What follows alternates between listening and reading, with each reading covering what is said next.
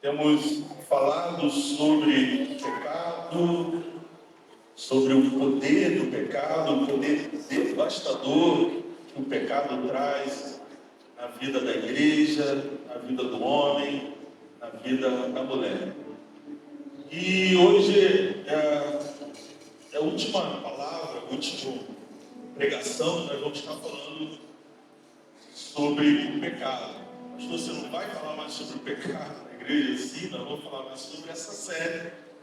Você que está seguindo essa série, vai ser a última pregação, a última mensagem nessa noite, em nome de Jesus. De maneira nenhuma a gente está aqui para exaltar o pecado, e muito menos aquele que criou o pecado. Nós estamos aqui simplesmente falando para alertar você, sua casa, sua família, sobre o pecado, como a Bíblia condena o pecado, como Deus condena o pecado. A Bíblia fala que quem comete o pecado não herdará o reino dos céus.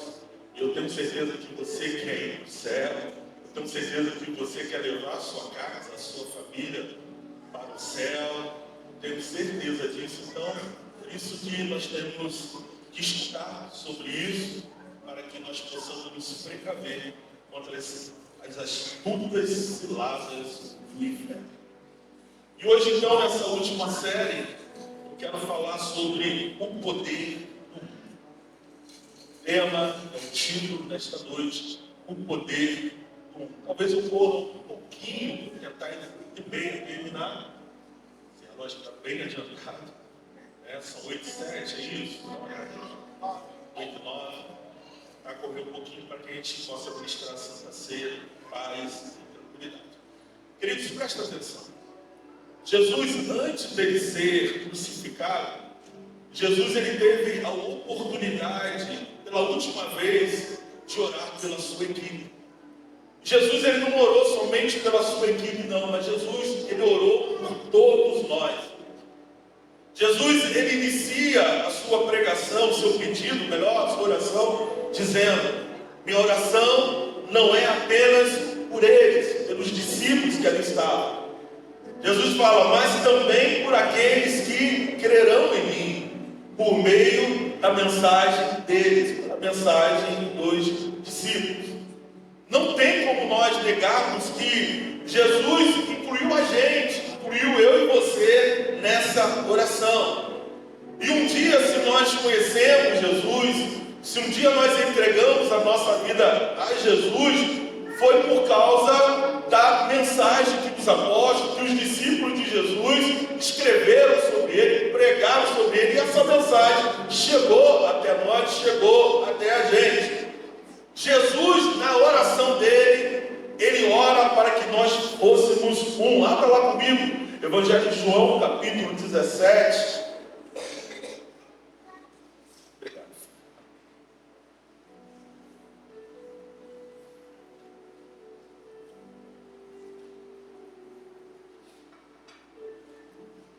Evangelho de João, capítulo 17, a partir do versículo 20, diz assim a palavra de Deus: e oro não somente por este, mas também por aqueles que, pela sua palavra, hão de crer em mim, para que todos sejam um, como tu, ó Pai, estás em mim, e eu em ti. Que também eles sejam um em nós, para que o mundo creia que tu me enviaste. E dê-lhes a glória que tu me deste, para que sejam um como nós somos um. Eu neles e tu em mim, para que eles possam ser perfeitos em unidade, e para que o mundo conheça que tu me enviaste e que os amaste, assim como me amaste. Somente até aí, deixa sua Bíblia aberta.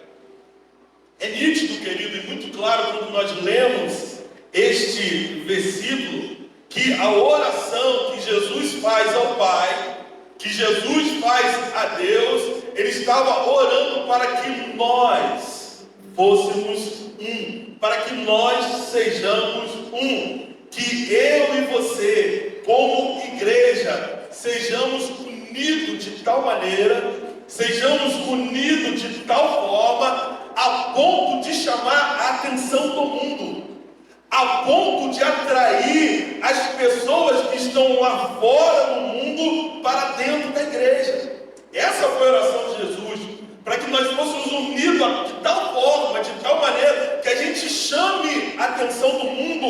através da unidade, através de sermos um. Que as pessoas que estão lá fora, elas conheçam o amor de Jesus, a graça de Jesus, através da nossa unidade, através da nossa comunhão de amor, demonstrada através dos nossos gestos e atitude uns para com os outros. Os nossos gestos de amor, os nossos gestos de carinho uns para com os outros. A oração de Jesus é que nós fôssemos um. Essa foi a oração dele. Que o mundo fique chocado. A oração de Jesus é para que o mundo fique surpreso, fique de queixo caído com a comunhão que há na igreja, que há entre nós, que há entre mim e há em você, que envolve toda a igreja de Jesus. Que o mundo veja a luz de Jesus brilhando através da minha vida, através da sua vida, através da igreja. Para quê? Para que o mundo creia que Ele é o Senhor, o Salvador do mundo. Amém ou amém, querido? Isso tudo está incluído, está incluso na oração de Jesus. Isso tudo está ali. A oração de Jesus foi assim como Ele e o Pai, Ele e Deus, eram um, que nós também sejamos um com Ele, sejamos um com Jesus. Podemos e devemos aprender com Jesus esse negócio. Como é que Jesus era um com o Pai? Nós temos que aprender com Ele. Se Ele fala que é um com Deus, que nós devemos ser um com Ele, nós temos que aprender com Jesus. Como é que Jesus era um com o Pai? No mesmo Evangelho de João, no capítulo 5, no versículo 30, no finalzinho do versículo, Jesus fala o seguinte: porque não busco a minha própria vontade, mas para fazer a vontade daquele que me enviou. Júlio, dá só um pouquinho mais de retorno, por favor. Daquele que me enviou. Evangelho de João também, no capítulo 6, versículo 38, Jesus também diz o seguinte: porque eu desci do céu, não para fazer a minha vontade, mas para fazer a vontade daquele que me enviou. Hebreus capítulo 10, versículo 7, Jesus fala: e eu estou aqui para fazer do teu modo, da tua maneira, do teu jeito, ó Deus, como está determinado em teu livro. Jesus, ele era um com o Pai, porque ele buscava e fazia o que o Pai desejava, o que Deus desejava. Jesus era um com Deus, era um com o Pai dele, porque Jesus não fazia a sua própria vontade, mas fazia a vontade do Pai. Mesmo quando não era algo confortável, mesmo quando não era algo comum, Jesus, ele obedecia a Deus Pai em todas as coisas.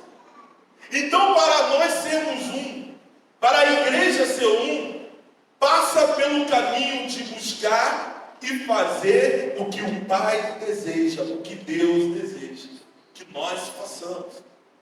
Mesmo que não seja confortável para nós, mesmo que não seja algo assim, que seja fora da nossa vontade, melhor dizendo. Nós seremos um com Deus quando nós obedecemos Ele irrestritamente. Nós seremos um com o Pai, assim como Jesus era um com Deus, quando a nossa obediência for irrestrita a Ele. O mesmo era verdade, querido, com os apóstolos, com os primeiros discípulos. Eles eram um com Jesus. Quando nós lemos a caminhada de Jesus durante os 3 anos e meio, Jesus, depois de se revelar, que começou a pregar a ele, chamou os discípulos, foram 3 anos e meio os discípulos caminharam. Eles eram um com Jesus. Obedeciam a Jesus em tudo. Estavam em comum acordo. Até no dia que Deus revelou a sua glória, a sua grandeza, através deles ao mundo. Foram apenas os 120 seguidores obedientes que receberam no dia do Pentecoste a grandeza de Deus, a glória de Deus. Foram os 120 e não aquelas dezenas de pessoas que seguiam Jesus, aquelas milhares de pessoas que ouviram Jesus pregar durante os seus 3 anos de ministério. Mas quem recebeu a grandeza de Jesus foram os 120, foram os discípulos que eram fiéis a Ele, que eram um com Ele, que obedeciam a Jesus. Quando Jesus falou, ficar em Jerusalém, foi aqueles que foram obedientes, que permaneceram firmes. Foram eles que receberam a grandeza, a glória de Jesus, porque eles eram um com Jesus. A glória foi revelada a eles porque eles estavam unidos, porque eles foram obedientes, eles foram um naquele momento.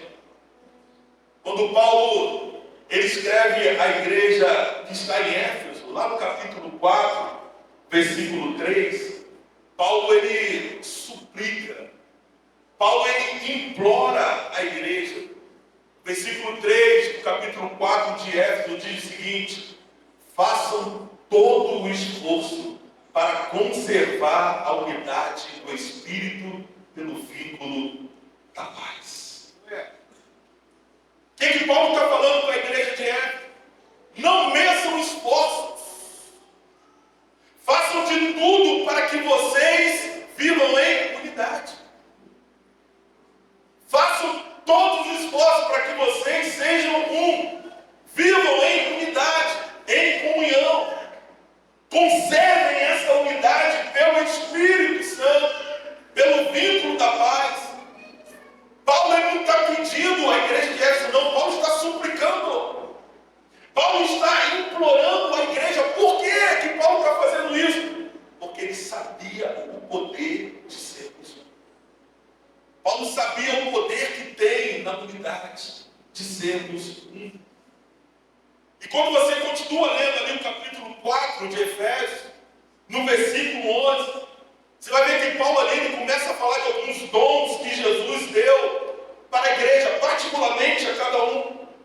Paulo fala ali do dom de profecia, do dom de apóstolo, de evangelista, de pastor e de mestre.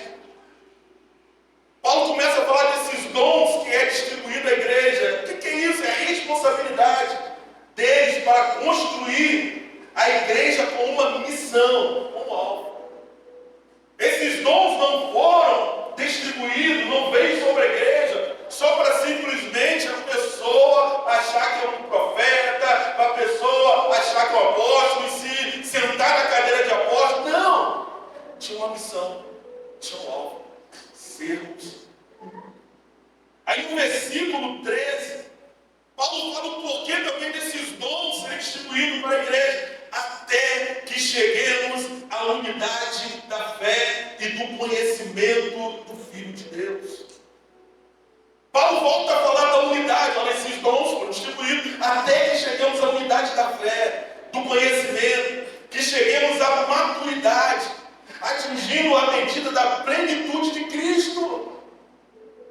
Paulo está implorando esse negócio de sermos um, vivemos em unidade. Os dons foram distribuídos à igreja para que nós fôssemos um, para que nós venhamos crescer no conhecimento e na graça, para que nós sejamos varões e varões maduros em Cristo Jesus. E a nossa missão, querido, não é diferente da igreja de Éfeso, não é diferente da igreja primitiva. Sermos um era a missão. Nos tornarmos reveladores da grandeza de Deus. Sermos um e tornarmos reveladores da glória de Deus. Não há outra forma. Não tem jeito. Se nós quisermos revelar a glória de Deus ao mundo, nós precisamos ser. A nossa geração, a igreja de Porto Real, ela tem que se tornar um. Não tem outro jeito. Para a glória de Deus vir sobre esta cidade, para a glória de Deus vir sobre o mundo, nós precisamos nos unir em fé e conhecimento. E o único caminho, querido, para a verdadeira unidade não é diferente lá de Jesus e dos discípulos. Obediência a Deus. Não tem outro caminho. Para sermos um, nós temos que ser obediente à palavra de Deus. Obediente a Jesus. Volta comigo um pouquinho, mergulha comigo um pouquinho nessa história. Quando o povo de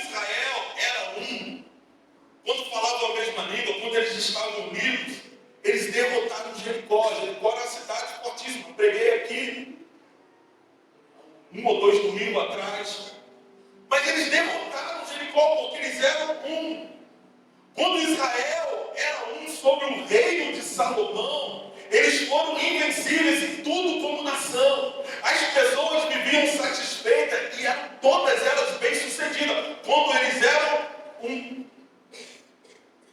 Agora, pense comigo do outro lado. Quando Paulo falei sobre isso daqui, lá em 1 Coríntios capítulo 11, Paulo está abordando alguns pecados que existiam na igreja de Corinto. Paulo, quando ele aborda o pecado, ele começa assim dizendo, capítulo 11 de 1 Coríntios, versículo 18, Paulo fala o seguinte: em primeiro lugar, ouço que quando vocês se reúnem como igreja, há divisões entre vós. Quando Israel era um, eles venceram Jericó. Quando Israel era um sob o reinado de Salomão, não tinha pobreza, não tinha doença, não tinha miséria. Agora, quando a igreja de Jesus se reúne lá em Corinto, e estava acontecendo que naquela igreja existiam pessoas doentes, pessoas fracas e pessoas que estavam morrendo. Aí Paulo fala: em primeiro lugar, quando vocês se reúnem, há divisões entre vós, há separações entre vós. Paulo estava dizendo: vocês não são um. Quando vocês se reúnem como igreja para adorar, vocês não são um. O que estava impedindo aquela igreja de Corinto, de viver a unidade, de ser um? A desobediência à palavra de Deus estava atrapalhando aquela igreja de viver a unidade, de ser um, de viver a grandeza e a glória de Deus. O pecado da desobediência que estava acontecendo dentro da igreja de Corinto não era diferente do pecado da desobediência de Acã. Falei sobre Acã semana passada ou retrasada, falei sobre isso. Israel vai vence Jericó com 600 mil soldados, uma cidade tão grande, mas eles eram um só. Venceram, Deus deu uma ordem para eles. Acã vai e desobedece, somente Acã desobedeceu. Mas quando Israel vai lá para conquistar a cidade de Ai, eles são derrotados, uma cidade muito menor. Israel enviou 3 mil homens, para você ver o tamanho da cidade, era bem pequenininha. Mas Jericó enviou 600 mil homens. Mas em Ai eles são derrotados, por quê? Porque existia pecado na igreja.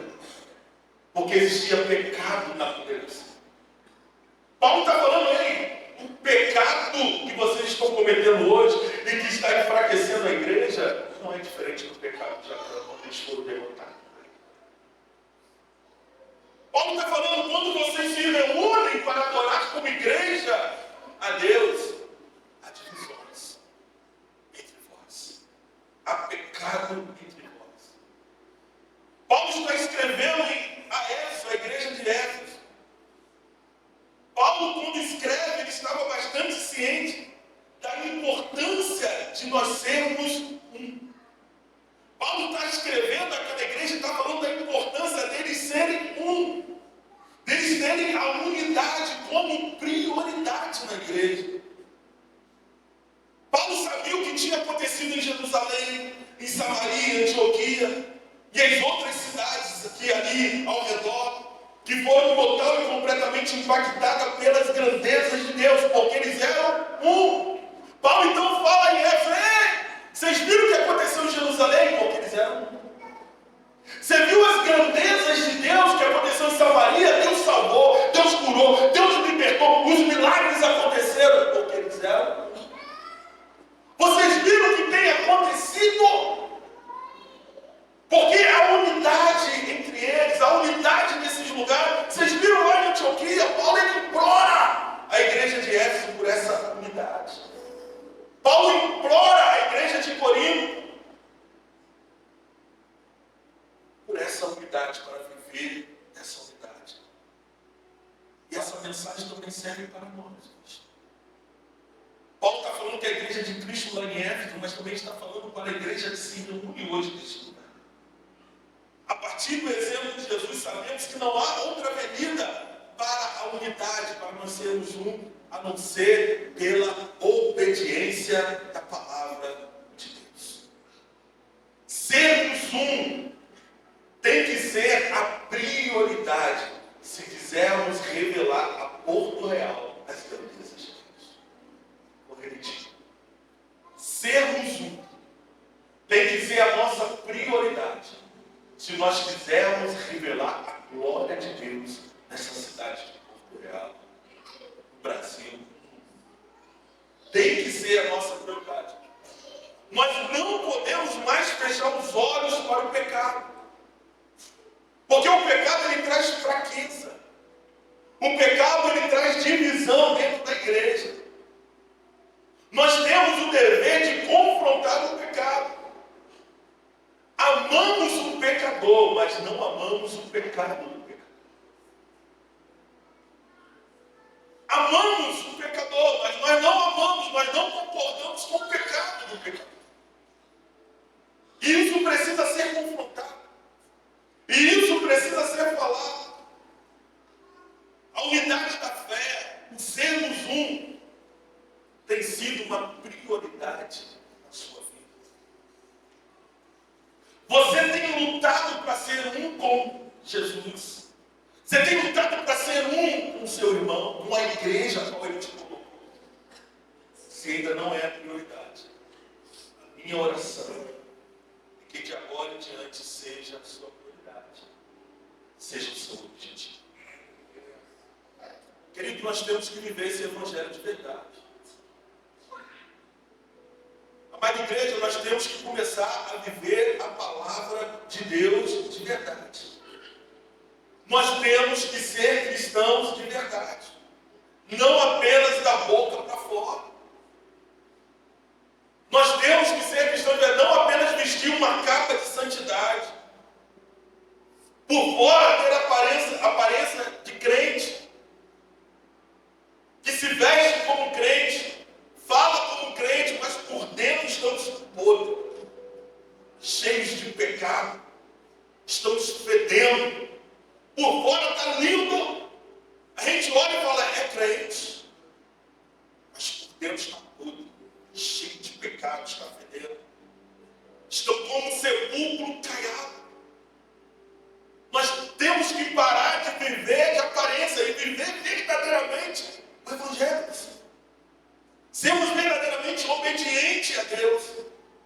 Não há mais espaço entre nós cristãos. Não há mais espaço para contendas. Não há mais espaço para divisões, para facções, para fofoca, nem para nenhum outro tipo de pecado. Não há mais espaço na igreja do Senhor para isso. Que as nossas discussões de hoje em diante sejam quem vai ganhar mais almas para Cristo. Que as nossas brigas, entre aspas, que as nossas discussões seja para isso, quem vai ganhar? Qual a rede que vai trazer mais almas para Cristo? Qual é o ministério? Qual é o jovem? Qual é o GC? Qual o discípulo que vai ganhar mais almas para Cristo Jesus? Qual é a melhor estratégia? É a estratégia para ganhar almas para Jesus? Qual é a melhor estratégia? Qual é o melhor tipo de evangelismo? Quem vai orar mais? Quem vai orar de madrugada? Não, que a nossa briga... Não, eu que vou orar de madrugada. Não, eu que vou visitar aquele irmão. Que as nossas brigas e discussões sejam para isso. Vai ganhar mais almas. Quem vai falar do amor dele? Quem vai pregar o evangelho do Senhor? Mas para isso nós temos que deixar o pecado do orgulho de lado, em prol da unidade do reino. Para que isso aconteça, nós temos que deixar, para que a glória de Deus seja revelada nessa cidade de Porto Real. Para aqueles que estão fora da igreja conheçam Jesus através da nossa unidade. Para aqueles que estão lá fora tenham interesse de conhecer Jesus através da nossa unidade, através da nossa comunhão. Você está entendendo? Diga amém. Amém. Então que o perdoar seja uma verdade entre nós. Não apenas um perdoar da boca para fora. Para a igreja ver. Olha, eu te perdoo, mas eu não quero andar contigo. contigo, não quero falar contigo, não fala comigo, não olha na minha cara, mas você está perdoado. Paulo está falando para isso. Quando vocês se reúnem como igreja, há divisões entre vós, há separações entre vós. Seja uma verdade o evangelho da nossa vida. Quando o irmão ou não irmão nos agredir com palavras ou falar mal da gente, em vez de nós pagarmos na mesma moeda, em vez da gente partir para a briga, em vez da gente partir para a ofensa também, nós devemos baixar. Devemos colocar em prática o que a palavra de Deus nos ensina. E o que a palavra de Deus nos ensina? Quando te baterem numa face, ofereça a outra face. É isso que a palavra de Deus nos ensina. Isso não é ser fraco, é ser crente de verdade. É ser cristão de verdade. É obedecer a palavra de Deus de verdade. Que o suporte para o nosso irmão não seja da boca para fora. Esse suporte, essa ajuda tem que ser uma verdade entre nós. Quando você fala que vai ajudar, irmão, estou contigo, vou caminhar contigo, vou te ajudar, conte comigo. Isso não pode ser de boca para fora. Tem que ser uma verdade entre nós, para que o mundo conheça a Jesus Cristo através das nossas atitudes e através das nossas ações como igreja, como irmãos, como povo. Querido, a raiva, o ódio, o rancor, o bateu, o tomou, a ira, a contenda, a discórdia, a fofoca, isso tudo o mundo já conhece. Isso tudo aqueles que estão lá fora conhecem e muitos praticam. São lixos do pecado. E se esses pecados forem praticados entre nós, dentro da igreja, o mundo não vai conhecer Jesus. Se esses pecados forem praticados entre nós, na igreja, o ódio, o rancor, fofoca, disse-me-disse, como o mundo vai conhecer Jesus? Porque esses pecados nos separam, nos distanciam uns dos outros. A prática da igreja do Senhor Jesus Cristo tem que ser a prática do amor, a prática do perdão, a prática da comunhão, a prática do sentar à mesa com os irmãos, a prática da alegria que nos envolve. O que o mundo precisa ver e conhecer em nós é que nós somos um em Cristo. Eles precisam ver Jesus através das nossas atitudes e através das nossas ações. Há um poder tremendo, querido, quando nós somos. Lá em Gênesis capítulo 11, versículo 6, diz assim a palavra do Senhor. E o Senhor disse: eis que o povo é um, todos têm a mesma língua. E isto é o que começam a fazer. E agora não haverá restrição para tudo o que eles quiserem fazer. Olha o que Deus está dizendo nesse versículo. Presta atenção em mim. Olha o que Deus está dizendo nesse versículo. Deus está falando, se nós formos um, se nós termos a mesma visão, se o povo falar a mesma língua, se nós tivermos o mesmo objetivo, não haverá restrições para tudo que nós formos fazer. Aleluia. É o próprio Deus que está falando, é o próprio Deus que está testemunhando esse negócio. Não sei se você consegue entender a dimensão deste poder que tem de nós sermos um. Jesus, Deus, ele desce, ele vê o povo unido, pena que eles estavam unidos para o mal, para a desobediência. Mas Deus reconhece e fala: agora não haverá restrições, se eles vão ser um, não haverá restrições, tudo que eles quiserem fazer, eles vão fazer. Consegue entender a dimensão desse poder? Se nós sermos, não sei se você já imaginou, mas eu já imaginei. toda essa cidade de Porto Real rendida aos pés do Senhor Jesus. Aí talvez você fale, é impossível. Não, não é impossível. Se nós formos um, se nós falarmos a mesma língua, se nós tivermos o mesmo objetivo, se nós estivermos na mesma visão, nada é impossível para nós. Não sei se você já imaginou, mas já imaginei famílias inteiras desta cidade, deste bairro, chegando aos nossos cultos, se arrependendo dos seus pecados, entregando a vida a Jesus. Se você muito mais do isso, eu já imaginei. É impossível? Não é impossível. Mas para que isso aconteça, nós temos que ser um. Nós temos que estar falando a mesma língua. Nós temos que estar na mesma visão, no mesmo objetivo. Pessoas vindo ao culto de terça, vindo ao culto de domingo. Pessoas sendo curadas de câncer. Pessoas sendo curadas de doenças que o médico falou, não tem jeito, é incurável esse negócio. E as pessoas chegando aqui, a gente impondo a mão sobre essas pessoas e elas serem curadas na hora. Aleluia! Paralíticos saindo daqui andando, cegos sendo curados, pessoas sendo libertas na hora do vício das drogas, do álcool, da jogatina, pessoas possuídas por espírito imundo sendo libertas do nosso culto. Pessoas sendo libertas do homossexualismo. Se você não imaginou, eu já imaginei. É impossível, não é impossível. Mas nós temos que ser. Glória a Deus. Há um poder nesta unidade. Aleluia. Nós temos que ter a mesma visão. Desse jeito. Nós temos que falar a mesma língua. Nós temos que estar no mesmo propósito. Há um poder grandioso, querido, na unidade. E sabia que Satanás sabe disso? Lúcifer, nosso inimigo Satanás, ele sabe desse poder.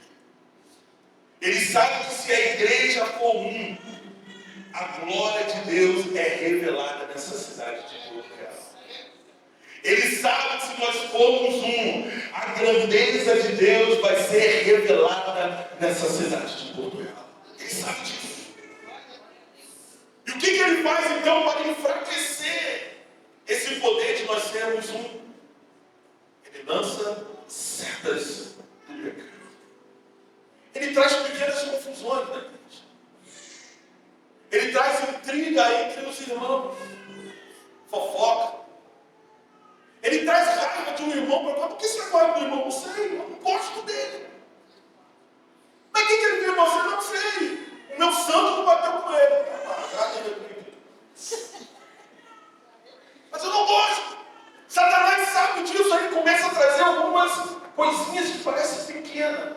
Raiva, rancor. E isso vai tirando o poder de nós sermos. Sabe por que, querido, a cidade de Porto Real ainda não se converteu a Jesus? Nós temos esse desejo, mas sabe por que ainda não se converteu? Porque ainda nós não somos. Vou repetir. A cidade de Porto Real ainda não se converteu toda a Jesus. Porque nós não somos. Porque há pecados entre nós. Há intrigas entre nós. Há divisões entre nós. Há falta de perdão. Há confusões. Deus ainda, pela sua grande misericórdia, por amor a Ele mesmo, Deus ainda salva alguns de nossos. Deus ainda salva algum, alcança alguns, liberta algum, mas a vontade de Deus é que toda a cidade seja ganha para Ele.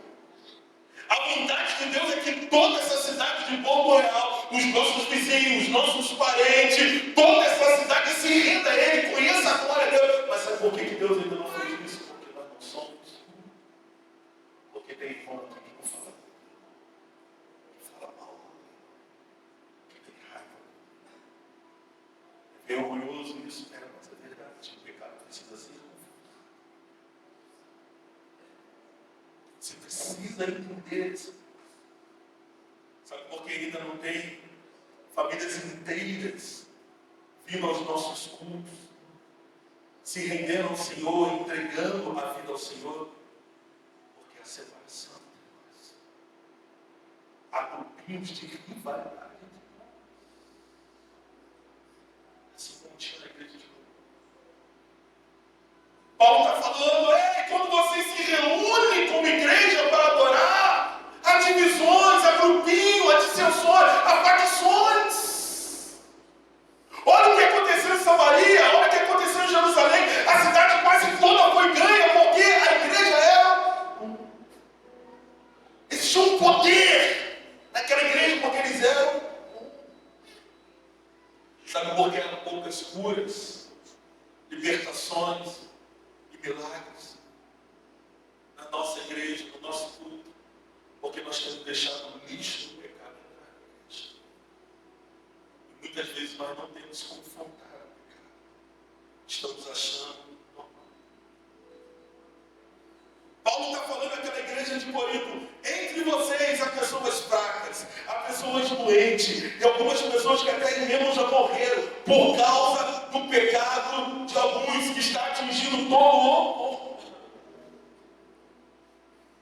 1 Coríntios capítulo 11, do versículo 28 ao versículo 31, eu sempre leio ele aqui no dia da Santa Ceia. Paulo está falando, há pecado entre vocês, e vocês estão tomando a ceia do Senhor sem discernir o corpo de Cristo. Há pessoas doentes entre vocês, porque vocês estão tomando a ceia sem discernir o corpo. Paulo está falando, vocês são só corpo. E o pecado praticado por alguns dentro dessa igreja está enfraquecendo a igreja. Está fazendo com que pessoas fiquem doentes. A glória, a grandeza de Deus não está sendo revelada na cidade por causa do pecado de alguns. O que nos leva à conclusão, o que nos leva a crer e a pensar que se nas nossas igrejas tem pessoas fracas, doentes e algumas vezes morrendo, é porque pecado de Cristo está arrancando esse poder de nós sermos, de nós vivemos em unidade. Paulo ele traz a solução para aquela igreja de Corinto. Paulo, depois que confronta o pecado deles, Paulo ele chama a igreja para o conserto, para o reconhecimento dos erros e dos pecados, para o arrependimento, para a humildade, para o abandono do pecado e a volta à obediência à palavra de Deus.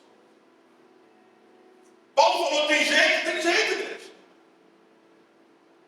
Nós podemos voltar, se não podemos. Abandona o pecado. Disse.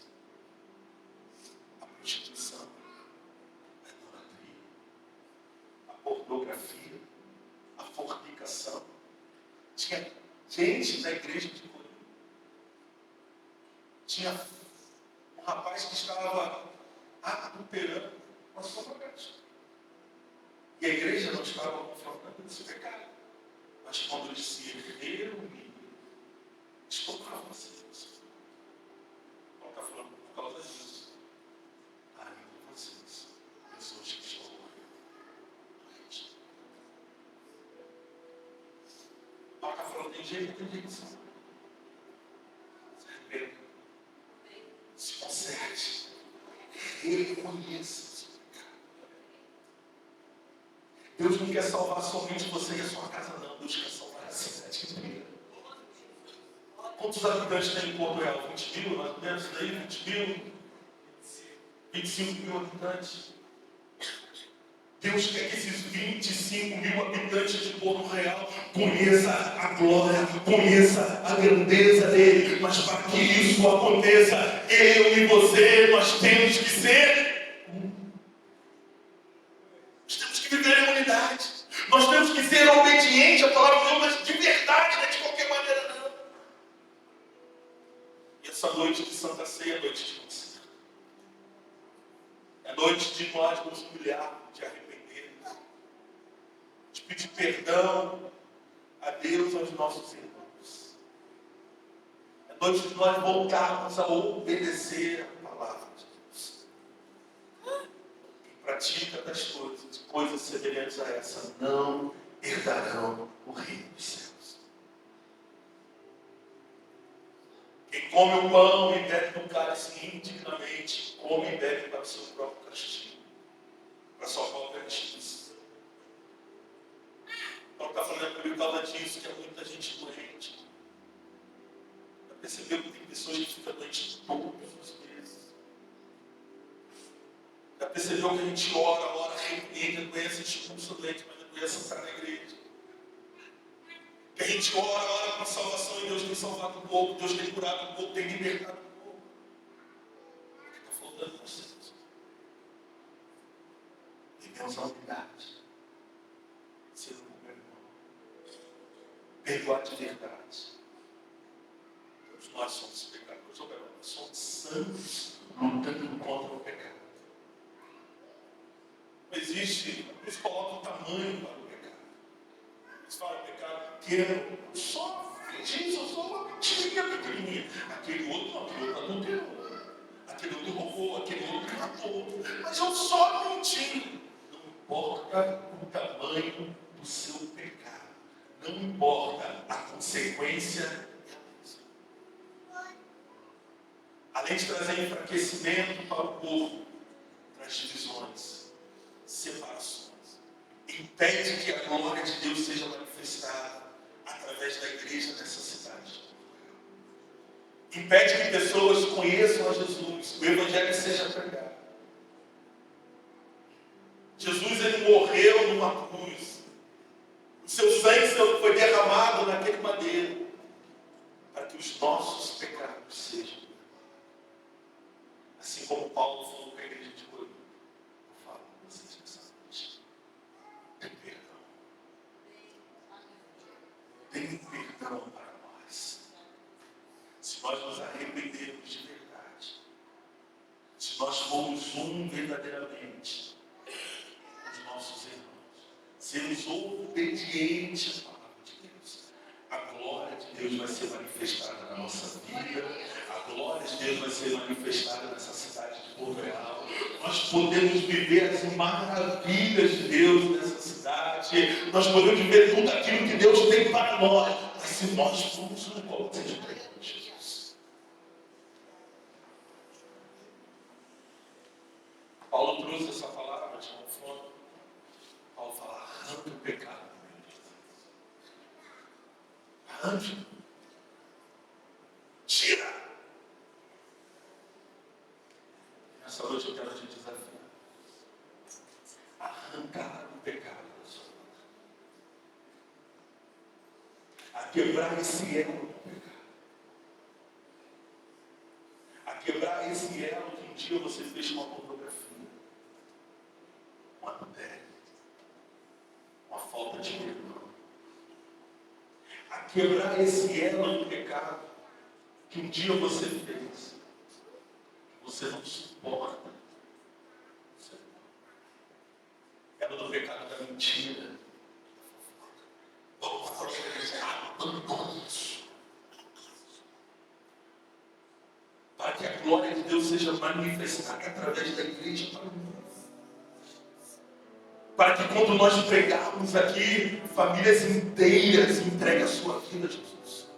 Para que a glória de Deus seja manifestada através da nossa vida, para que pessoas, quando entrarem por aquela porta ali, paralíticos entrarem, nós damos uma ordem, seja curado em nome de Jesus, e eles abandonarem a pecado, eles abandonarem a cadeira de roda, e sair aqui andando, glorificando a Deus. Paulo está falando, abandone o pecado para que a glória seja manifesta.